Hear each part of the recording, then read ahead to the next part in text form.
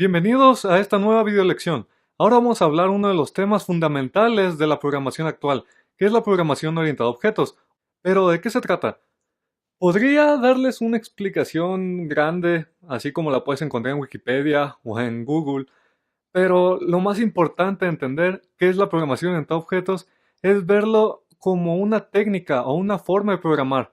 Así como en las artes marciales hay kung fu, hay karate, hay taekwondo, en la programación hay diferentes formas de programar. Por ejemplo, la programación estructurada, la programación funcional.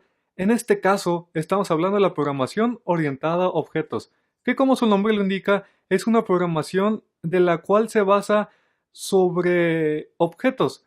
Esta palabra que vas a escuchar mucho cuando quieras estudiar, no sé, programación para hacer aplicaciones iOS, por ejemplo, programación para hacer aplicaciones en Java, en Android, que están basadas en la programación en objetos. La palabra objetos la vas a encontrar como el pan de cada día. Entonces, ¿qué es un objeto? Este también es un tema que puede ser algo complicado para alguien que va comenzando en el mundo de la programación, porque siempre te dice, no, un objeto puede ser de cualquier cosa, pero tú dices, ¿cómo que cualquier cosa? Eso es algo muy poco específico. De hecho, aquí en las imágenes que estoy poniendo cualquier cosa, una manzana, un carro, una consola de videojuegos, una pluma. Y en sí tienes razón, un objeto puede ser cualquier cosa del mundo real. Pero, ¿qué tal en el mundo de la programación? ¿Cómo aterrizamos esta idea? Para eso vamos a ver otras lecciones más adelante, pero aquí les quiero decir qué es un objeto en el mundo real. En el mundo real es cualquier cosa tangible, es decir, cualquier cosa que tú puedes agarrar, puedes ver, puedes sentir. Aquí, por ejemplo, la manzana tú la puedes agarrar, puedes saber su tamaño, puedes saber su color, puedes saber su forma. Igual con el carro, igual con la consola de videojuegos, e igual con la pluma. Ahora, en este caso agarremos el ejemplo del automóvil o del carro.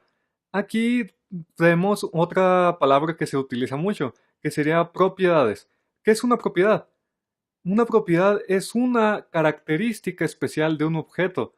Por ejemplo, este es color rojo, tiene cuatro llantas, tiene cuatro puertas y pueden existir objetos diferentes. Pueden existir objetos que tengan, por ejemplo, la propiedad de color amarillo, color azul, etcétera, etcétera. Es por eso que cada objeto puede ser único por sus propiedades. Pero aparte de las propiedades, hay otro término que cada objeto tiene en sí. Esta palabra que busco es métodos. ¿Qué es un método? Pues el método es la acción o función que tiene un objeto. En este caso puede encender, puede avanzar o puede acelerar. Por ejemplo, la plumilla puedes escribir con ella. Por ejemplo, la consola de videojuegos también se puede encender. Y aunque encender es empezar a comenzar la acción, no tan solo lo tiene el objeto carro, también lo tiene la consola de videojuegos, también lo puede tener un objeto, por ejemplo, televisión. Ahora, otro término muy utilizado es el de clases. Aquí, por ejemplo, tengo la clase automóvil, que es, digamos, una abstracción de qué es en sí un automóvil, la parte más básica de un automóvil. Por ejemplo, podríamos decir que lo más básico de un automóvil es que tenga llantas, tenga puertas, tenga un motor. Pero, por ejemplo, ¿a qué le llamamos instanciar una clase?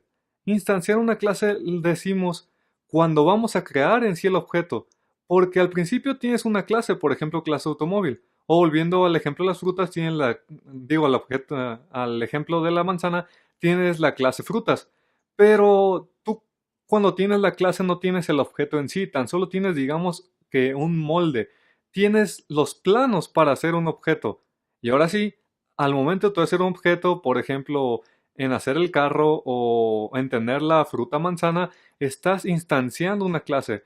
Instancias una clase. Es el proceso de crear tu objeto. Ahora, otro tema fundamental es la herencia. Porque, por ejemplo, tienes tu clase de carro, que como te comenté, es el molde, pero ¿qué tal si tú quieres tener un carro diferente? Por ejemplo, con otras propiedades, como otra marca. En este caso, tengo una marca de carro Mazda y otra marca de automóvil Honda. También tengo un color diferente, forma diferente y tal vez sus métodos y propiedades son diferentes, pero en sí los dos tienen una herencia común, que es un automóvil, es la clase automóvil, de la cual los dos tienen la herencia. Es decir, los dos carros tienen cuatro llantas, los dos carros tienen motor, los dos carros tienen, por ejemplo, ventanas. Digamos, otro ejemplo sencillo es, pues, con el ser humano. Con el ser humano, ¿cuál es tu herencia? Pues la herencia de tus padres o de tus abuelos. Tú agarras sus propiedades y métodos, o, o de otra forma de decirlo, agarras sus características principales, pero tú eres un objeto diferente. Es decir, tú estás heredando propiedades o funciones básicas de tus papás o de tus abuelos, pero en sí tú eres un objeto diferente, aunque sí tienes sus propiedades, pero puedes tener propiedades nuevas. ¿Qué tal si, por ejemplo, tu padre tiene la propiedad de que tiene los ojos cafés, pero como tu mamá tiene los ojos azules, pues tú saliste con los ojos azules?